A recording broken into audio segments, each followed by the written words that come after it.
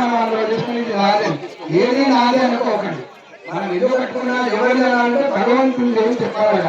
అందువల్ల అఖిలాండోడు బ్రహ్మాండనాయ సకల ఆయన ఏం చదువుకున్నాడు అంటే చివరి వేదాలు 4 వేదాలు చదువుకున్నాడు.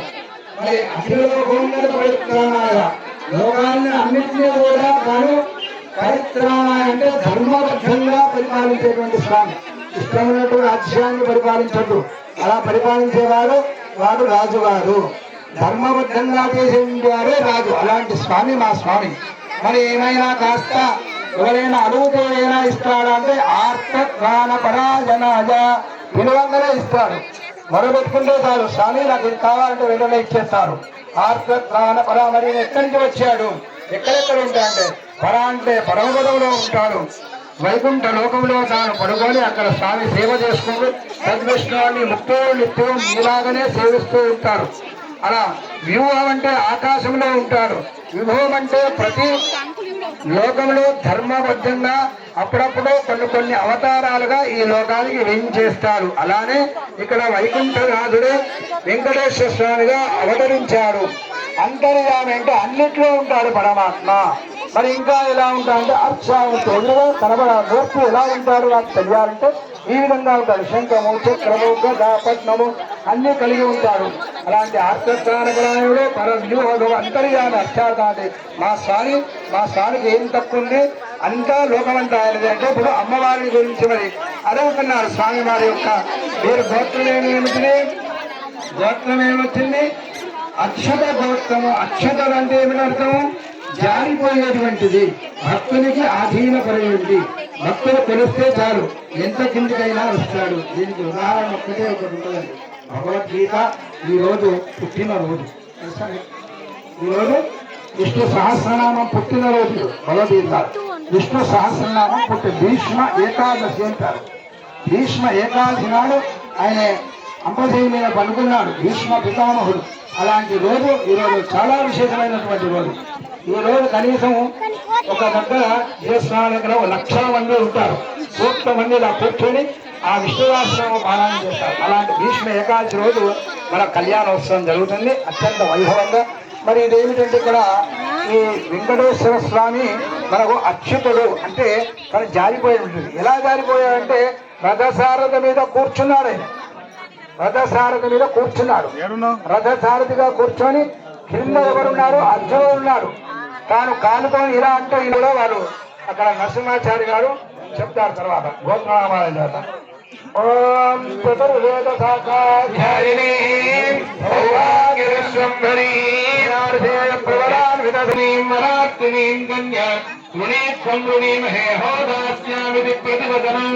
అందరూ కూడా చెప్పండి. అహోదాస్యామః. అహోదాస్యామి. ఇంతమంది అయ్యగారు ఎందుకు చేస్తున్నామంటే గ్రామ ప్రజలందరూ కూడా కలిసికట్టుగా ఉండి ఐకమత్యం అంటే ఏమిటి అని చెప్పడానికి భగవంతుని ఇలా అయితే గ్రామ ప్రజలందరూ కూడా కీర్తిస్తే భగవంతునికి శక్తి వచ్చి మనం కోరిన కోరికలు తీరుస్తాడు అనేటువంటి ఉద్దేశంతో బ్రహ్మోత్సవాన్ని మనం ఇక్కడ చేసుకుంటున్నాం. కాబట్టి మనం అందరం కూడా మాట్లాడకుండా అయ్యగారు చెప్పినటువంటి విషయాలు నేను ఎప్పుడు చెప్తూనే ఉంటా. కొత్త విషయాలు చెప్పాలని వీళ్ళందరినీ రమ్మన్నా. ప్రతి ఒక్క పూజలో ఏదో ఒక కొత్త విషయాన్ని మీకు ప్రతి సంవత్సరం ఏదో ఒకటి చెప్తూనే ఉన్నా. ఏదో మనం రెగ్యులర్ గా వాడే ఫోను రొటీన్ గా ఉంటుంది. మన ఎల్లారెడ్డిపేట సిరిసిల్ల దగ్గర నుంచి ఒక అయ్యగారు వచ్చిండ్రు. మీరు చిన్నజీయర్ స్వామి దగ్గర ఉంటారు. గుండాపూర్ అదృష్టంగా భావించాలి. కాబట్టి మనం అందరం కూడా కార్యక్రమాన్ని నిశ్శబ్దంగా మనం ఉంటే మనం చేసేటువంటి కార్యక్రమం ఏం చేస్తున్నాం అనేటువంటిది మీకు అర్థమవుతుంది. భగవద్ విషయాన్ని మనం వింటే భగవంతుని యొక్క కీర్తి మనకు తెలిస్తే ఇంకా భగవంతుని మనం దగ్గరికి చేరుతాం. కాబట్టి అందుకే అందరూ కూడా నిశ్శబ్దంగా కార్యక్రమాన్ని చూడండి. జై శ్రీమన్నారాయణ. జై శ్రీమన్నారాయణ. అమ్మవారి ప్రవర స్వామివారి ప్రవర చెప్పారు. ఇంతకుముందు గోత్రనామాలు కూడా చెప్పారు. స్వామివారి యొక్క గోత్రము అచ్యుత గోత్రము అని చెప్పారు. అలాగే చివరిలో పరా వ్యూహ విభవ అంతర్యామి అర్చావతార స్వరూపిణి అని చెప్పారు. స్వామివారి గోత్రనామాల తర్వాత అంటే ఏంటి? భగవంతుడు ఎక్కడ ఉంటాడు అంటే భగవంతుడు సర్వాంతర్యాలు అంతగా ఉంటాడు. ఈ శ్రీనివాసరాయ గారు ఇవాళ గుండాపూర్లో ఉంటాడు, రేపు బెస్సెంట్లో ఉంటాడు, రేపు గోల్డ్పల్లిలో ఉంటాడు, ఎక్కడెక్కడో ఉంటాడు. కానీ భగవంతుని పట్టుకోవాలంటే ఇక్కడ ఒకే చోట పర వ్యూహ విభవ అంతర్యామి. పరతత్వము అంటే స్వామివారు ఉండేది పరమపదంలో. అక్కడ మనం పట్టుకోవచ్చా? పట్టుకోరాదు. అక్కడికి ఋషులు బ్రహ్మాది దేవతలు కూడా వెళ్ళరాదు. తర్వాత వ్యూహం. వ్యూహ అంటే పాల సముద్రంలో ఉండేటువంటి స్వామి. అక్కడే స్వామిని మనం పట్టుకోలేదు, దానికి మాత్రమే అక్కడికి మనకు వెళ్ళొచ్చా? వెళ్ళరాదు.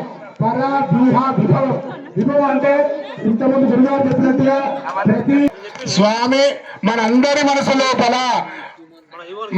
మనసు లోపల కూడా అంతర్యామి ఉంటాడు. మన ఎదురింటి వారి ఆ పుష్కరులు 7 కొండల పైనటువంటి పుష్కరులు వచ్చి వేయించేస్తున్నాయట. మనందరికీ ఈ ముచ్చట్లు ఇవన్నీతోనే సరిపోతుంది. స్వామి శ్రద్ధగా వింటూ ఉండండి. ఇంతకుముందు అమ్మవారి గోపునామాలు చెప్పారు, అదే 5 చోట్ల ఉండే స్వామి కలియుగంలో అమ్మవారు సాక్షాత్ లక్ష్మీదేవి అమ్మవారు. స్వామి ఆ స్వామి బాల ప్రచారం చేసి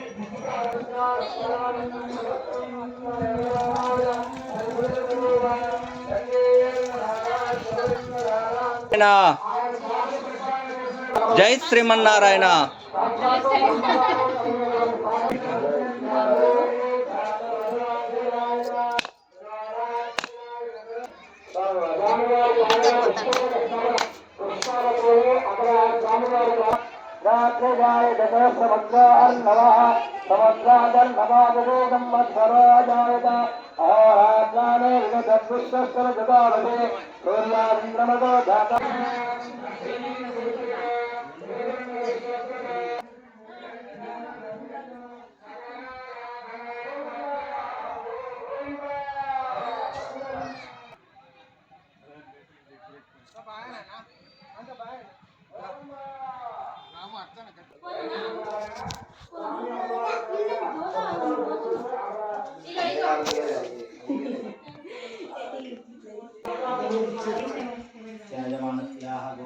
మూడు వాళ్ళ పెట్టినా నేనే ఓకే ఉంటారని అత్తరు ఎవరైనా తెలిసిన వాళ్ళు క్షేమ స్థైర్య ధైర్య వీర్య విజయ అభయ ఆయురారోగ్య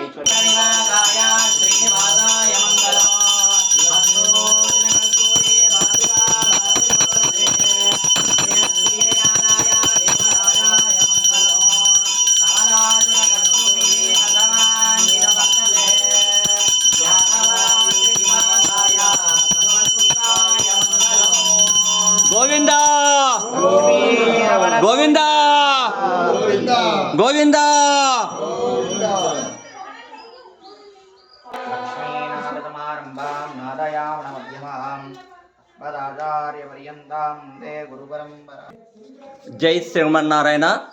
అత్యంత వైభవోపేతమైనటువంటి కనుల విందుగా 2 కనులు సరిపోవండి ఈ శ్రీమన్నారాయణను చూడాలంటే.